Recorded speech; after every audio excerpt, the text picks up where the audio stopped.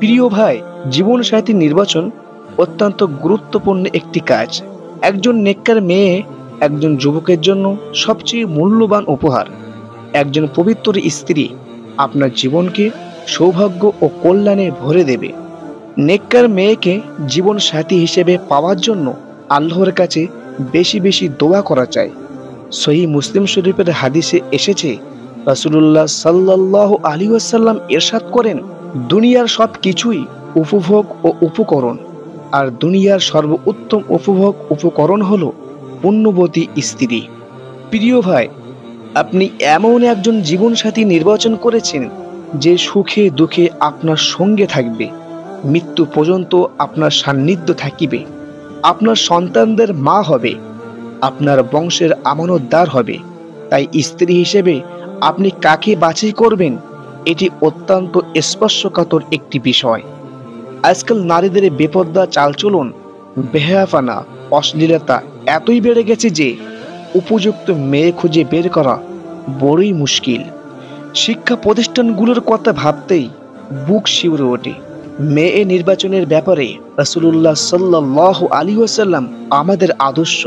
কিসে আমাদের কল্যাণ, এই ব্যাপারে তার নির্দেশনাই আমাদের জন্য চূড়ান্ত। সহিহ বুখারীতে এসেছে, রাসূলুল্লাহ সাল্লাল্লাহু আলাইহি ওয়াসাল্লাম ইরশাদ করেন, চারটি বৈশিষ্ট্যর দিকে লক্ষ্য রেখে মেয়েদের বিয়ে করা হয়। নাম্বার 1 সম্পদ, নাম্বার 2 বংশ, নাম্বার 3 সৌন্দর্য, নাম্বার 4 দিনদারি। তুমি দিনদারিকে প্রাধান্য দাও, নতুবা ক্ষতিগ্রস্ত হবে। প্রিয় ভাই, চারটি বৈশিষ্ট্যের মাঝে দিনদারি প্রাধান্য পাবে। দিনদারিকে আসল ধরে বাকিগুলো যতটুকু সম্ভব বিবেচনায় রাখতে হবে। এমন যেন না হয় বাকি সব আছে কিন্তু দিনদারি নেই। একজন বদকার নারী আপনার জীবনের জন্য মূর্তিমান এক অভিশাপ। দাম্পত্য জীবনে যদি আগুন লাগাতে না চান, তাহলে বদকার নারী বিয়ে করা থেকে বেঁচে থাকুন। সে নিজের ক্ষতি তো করেই, সন্তানরাও তার অনিষ্ট থেকে নিরাপদ থাকে না। আপনার জীবন আর সন্তানদের জীবন দুটিই ধ্বংস হবে। আপনার অনাগত সন্তানদের জন্য একজন পবিত্র মায়ের ব্যবস্থা করা আপনার উপর সন্তানদের হক। নেককার স্ত্রী স্বামীর জন্য সর্বক্ষণ দোয়া করে, সালাতের পরে সেই 2 হাত তোলে, স্বামীর মঙ্গলের জন্য আল্লাহর দরবারে মিনতি করে। শয়নে জাগরণে স্বামীর কল্যাণ কামনায় হয়ে ওঠে তার একমাত্র ধ্যান ও জ্ঞান। প্রতিটি ইহসানের জন্য সে স্বামীর প্রশংসা করে, শুকরিয়া আদায় করে, স্বামীর প্রতি সে বিশ্বস্ত থাকে। আর বদকার স্ত্রী স্বামীর অবাধ্য হয়। বদকার স্ত্রীর কারণে সংসারে বরকত চলে যায়, সব সময় অশান্তি লেগেই থাকে। সন্তান জন্মদান, তাদের প্রতিপালন এবং যথোপযুক্ত তারবিয়াতের মাধ্যমে তাদেরকে দ্বীনের দায়ী ও সাহায্যকারী হিসেবে গড়ে তোলার ফজিলত অপরিসীম। আর এই জন্যই নেককার স্ত্রীর কোনো বিকল্পই নেই।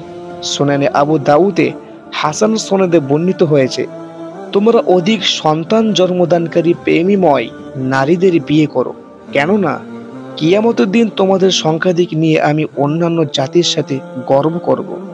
প্রিয় ভাই, নেককার স্ত্রী স্বামীর সর্বসময় পাশে থাকে।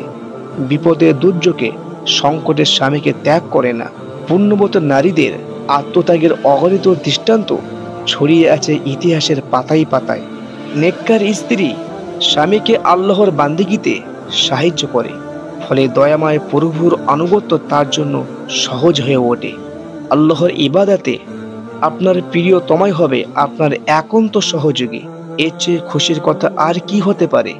অনেক যুবক তো এমন আছে যারা নেককার স্ত্রীর হাত ধরেই দ্বীনের পথে ফিরে এসেছে। আল্লাহ তাআলা সকল মুসলিম ভাইকে জীবন সাথী হিসেবে নেককার মেয়ে মিলিয়ে দিন। সবার জীবনকে সুখ, শান্তি ও সমৃদ্ধিতে ভরে দিন। আমিন ইয়া রব্বাল আলামিন।